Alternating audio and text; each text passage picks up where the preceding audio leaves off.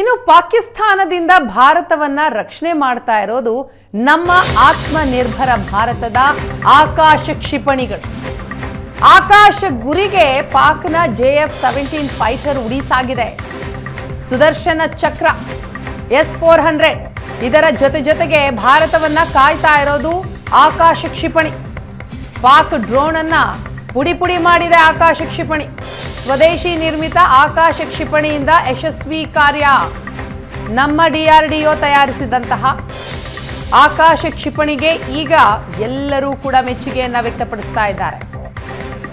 ಹಾಗಾದ್ರೆ ಈ ಕ್ಷಿಪಣಿಯನ್ನ ತಯಾರು ಮಾಡಿದ್ಯಾರು?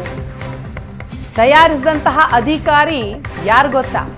ನಮ್ಮ DRDOನ ಮಾಜಿ ನಿರ್ದೇಶಕ, ಪ್ರಾಜೆಕ್ಟ್ ಮ್ಯಾನೇಜರ್ ಪ್ರಹ್ಲಾದ್. ಏಷ್ಯಾನೆಟ್ ಸುವರ್ಣ ನ್ಯೂಸ್ಗೆ ಪ್ರಹ್ಲಾದ್ ಎಕ್ಸ್ಕ್ಲೂಸಿವ್ ಆಗಿ ಮಾತನಾಡಿದ್ದಾರೆ. ಯುದ್ಧದಲ್ಲಿ ನನ್ನ ಮಗುವನ್ನ ನೋಡಿ ಖುಷಿ ಆಯಿತು. ಆಕಾಶ ಕ್ಷಿಪಣಿಯ ಬಗ್ಗೆ ಪ್ರಹ್ಲಾದ್ ಹರ್ಷವನ್ನ ವ್ಯಕ್ತಪಡಿಸಿದ್ರು. ಅಬ್ದುಲ್ ಕಲಾಂ ನೇತೃತ್ವದಲ್ಲಿ ಪ್ರಾಜೆಕ್ಟ್ ಮ್ಯಾನೇಜರ್ ಆಗಿದ್ದೆ ಅಂತಲೂ ಕೂಡ ಹೇಳ್ಕೊಂಡಿದ್ದಾರೆ. ಹಾಗಾದ್ರೆ ಏನ್ ಮಾತನಾಡಿದ್ರು ಕೇಳಿ.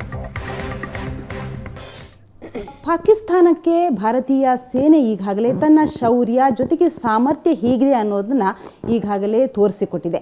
ಇದ್ರ ಬಗ್ಗೆ ಮಾತನಾಡೋದಕ್ಕೆ ನಮ್ಮ ಜೊತೆಗೆ DRDO ಮಾಜಿ ನಿರ್ದೇಶಕರಾಗಿರುವಂತಹ ಪ್ರಹ್ಲಾದ್ ಅವರಿದ್ದಾರೆ. ಅವ್ರನ್ನ ಮಾತಾಡಿಸ್ತೀನಿ.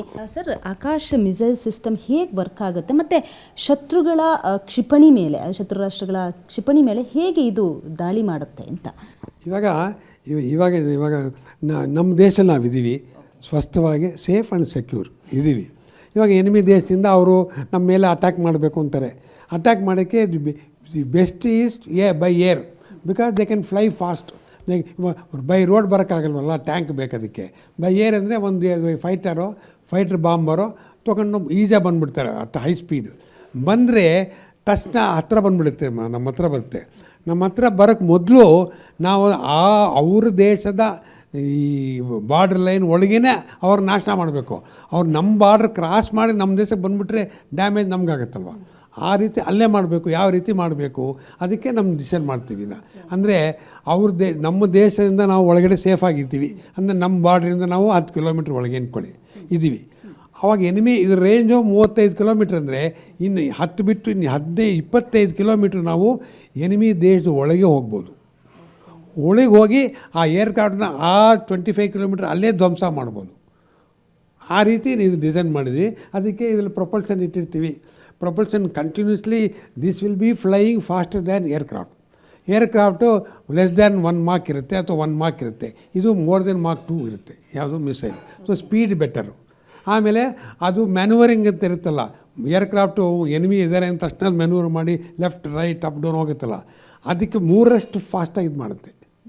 ಅವ್ರು ಎಷ್ಟು ಫಾಸ್ಟಾಗಿ ಮಾಡ್ತಾರೋ ಇದು 3ರಷ್ಟು fast. So speed more than 2 times, maneuverability more than 3 or 4 times. ಆಮೇಲೆ ಇದರೊಳಗೆ ವಾರೆಡ್ ಇರುತ್ತೆ. It will be so lethal. ಅದ್ರ ಏರ್ಕ್ರಾಫ್ಟ್ ಹತ್ತಿರ ಹೋಗಿ ಇದು ಬ್ಲಾಸ್ಟ್ ಆದರೆ ಹತ್ತಿರ ಇರೋ ಎಲ್ಲ ಏರ್ಕ್ರಾಫ್ಟ್ ಪಾರ್ಟ್ಗಳು ಇಲ್ಲ ನುಚ್ಚುನೂರಾಗುತ್ತೆ, ಇಲ್ಲ ಫೈರ್ ಆಗುತ್ತೆ, ಇಲ್ಲ ತೂತಾಗುತ್ತೆ. ಆ ಥರ ಆಗ್ಬಿಡುತ್ತೆ. ಆ aircraft within seconds it will fly, it will fall, ಕೆಳಗೆ ಬಿದ್ದೋಗುತ್ತೆ. ಇದು ಬ್ಲಾಸ್ಟ್ ಆಗಿಬಿಟ್ಟು this will also get destroyed, that will also get destroyed. ಆ ರೀತಿ ಹೋಗುತ್ತೆ.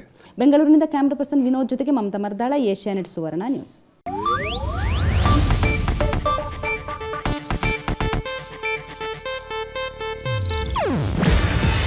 ಇದು ಏಷ್ಯಾನೆಟ್ ನ್ಯೂಸ್ ನೆಟ್ವರ್ಕ್ ಪ್ರಸ್ತುತಿ. ನೀವು ನೋಡ್ತಿದ್ದೀರಾ ಏಷ್ಯಾನೆಟ್ ಸುವರ್ಣ ನ್ಯೂಸ್.